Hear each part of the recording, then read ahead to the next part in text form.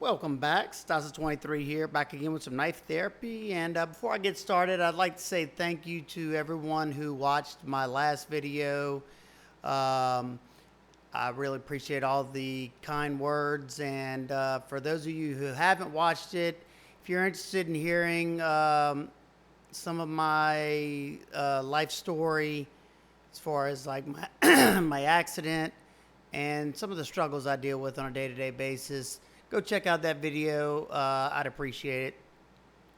And let's get started. Today's knife was sent to me to do some modification work to, or do my NO finish to, from a customer. I'm gonna leave his name private because I don't know if he wants to be mentioned, so we'll just leave it at that. If he does, I'll put it in the description box. Sorry about the black area right there. I had to set up my lights a little different, so you could see the finish at all. So that's my my tripod arm you're seeing right there. This is a prototype from Artisan Cutlery. They posted on their Instagram a while back that they had a limited quantity of prototypes for this knife available if somebody wanted to buy them. So my customer decided to jump on it, and I must say I'm pretty excited about this model. The model is the ATZ-1843, and I think it's pronounced Arion, A-R-I-O-N. And this design is a collaboration design from Suberus Knives. Check him out on Instagram. He's a custom knife maker. And one thing I noticed when I first looked at this knife is it had a lot of resemblance of Leon Ma's field duty knife. And whenever I went to check on their Instagram page and ask them about it, I noticed that somebody had already mentioned it, and it was very nice to see that Artisan said that they spoke with Leon Ma about the design before they even started making it, and Leon Ma gave them their blessing, his blessing to to go ahead and move forward with the production folder from Suberus Knives and Artisan Cutlery. This knife originally came with just a gray blasted finish, like they do on pretty much any of their blasted finish knives, and they also had a green canvas micarta variant available. So hopefully they have those two models, because I would love to get this knife in the micarta variant. So let's get a close look at this. Nice. This is a nice full-size knife, kind of on the large side for me. Nice blade shape. You got a full flat grind. I'm not going to do any of my normal measurements because this is a prototype. I don't know what's going to change or not. They got their satin finish on here, the Artisan logo. Wish they would shrink that down or put it, I don't know, on the scale or something, or I don't know. On this side, you have the Suberus Knives logo right there. And as you can see, it's a prototype. And the blade steel they use for the prototype is their new proprietary powder metallurgy steel, the AR-RPM9, as you see right there. And the serial number right there. So as you can see, my customer, I'm trying to show, it's hard to show with the mirror polished. He asked for my NO finish with like a dark as I could get it, bronze, pretty much purple, as you can see right here, and then that it's like a blurple color on some areas. You have a titanium backspacer. I like how they did not put a hole right here for the lanyard tie. They got a little pin right there. Nice to see. That pin did rattle whenever it first came to me, so put a little bit of Vibratite on each end of it so you wouldn't get the rattle when you opened it or carried it. And as you can see on this side, which is so hard, the shadows, get a milled titanium pocket clip, tip up, carry only. I think it's right hand tip up, carry only as of right now for sure. And we kind of carried over that same motif. Let's close it up. The action on this thing's nice and smooth. You have, let's see, I'm looking at this. You have, it looks like you have a very slight radius on the scales, so they're not completely flat. Easy access to that thumb hole that has also been chamfered around so it's not sharp. You can easily spidey flick it, and you can easily thumb flick it, and you can easily slow roll it, as well as if you want to two-hand deploy it, you know, just so you don't scare somebody. You can do that as well. The hardware on the Proto, at least, I mirror polished them, so they came with a nice satin finish. But the T8 there and T6 on the body screws. And I like how they blind screwed the pocket clip from the back side, and that's also that's a panhead T6 screw.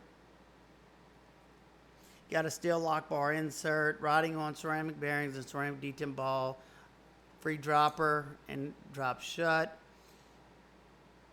It is dead on centered, and if it's not, it's because I didn't make the adjustment right. It's nice to see knives, a non-flipper knife, especially an attractive non-flipper knife with an opening hole, probably one of my favorite opening methods. It's a nice slender carry. I mean, look how slim. Let's see, compare it with, say, an Ontario Rat Model 1.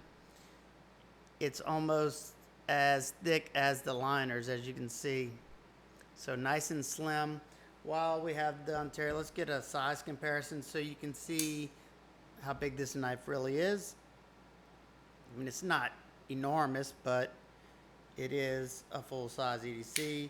It's a Rat Model 1, so it's about the same size as a Rat Model 1, maybe just a hair shorter, but they're pretty darn close, if not the same exact size. And here's the Rat Model 2. As you can see, it dwarfs the Rat Model 2. It is a little wider in blade and in handle.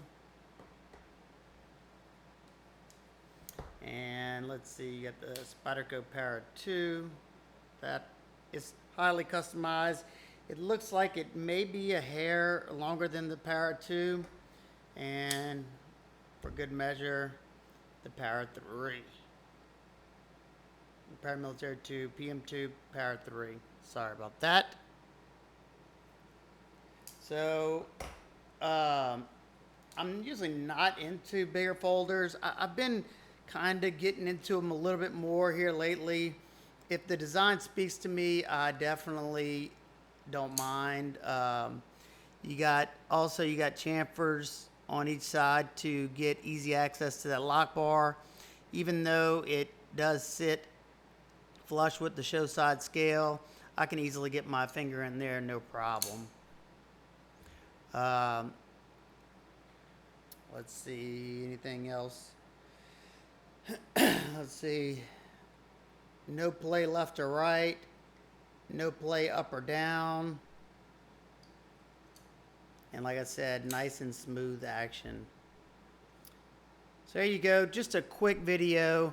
If you like this video, please give it a big thumbs up so I know you're enjoying my content.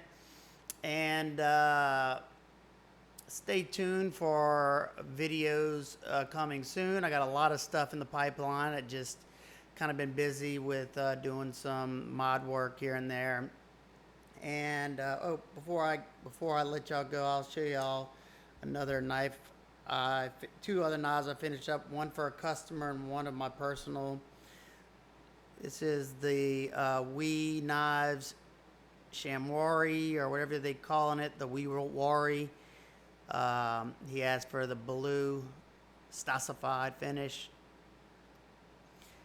And I must say, well, I must say the flipping action on this one, I don't know if he, messed with the lock bar at all, but super smooth. He went with the blue on the pivot collar as well. And we also it's gonna be hard to show you the blue finish on the backspacer, but this one is stupid smooth, excellent action. I wasn't really into this knife until, because I just thought it was plain and boring, but now that I've done some mod work to them, I like it. And one more last one that I did for those of you still here. I don't know if I ever showed this on my channel, but this is a Tucson model. I can't really remember, but it was about this long. I chopped it and made it more my size. As you can see, I reprofiled the blade. It was like that sway back style pattern. And I also retapped it or I actually had to drill 2 holes because it's blind screwed. And I did my endo finish on the scales. Definitely not coming up that well in this video. Nice and smooth, good action. I get a nice 4-finger grip, just right. And I left the clip and backspacer black. I just thought it was a good contrast. I may end up doing my finish to this because I didn't even think about whenever I cut the backspacer down that would be like that. So there you go. Just some extra added goodies. I'll probably do a designated video on my modded knives. And as you can see the mirror polish in there because you can see my my tripod. All right, guys and girls, hope everybody's having an absolute wonderful day, and I'll see y'all in the next one. Peace.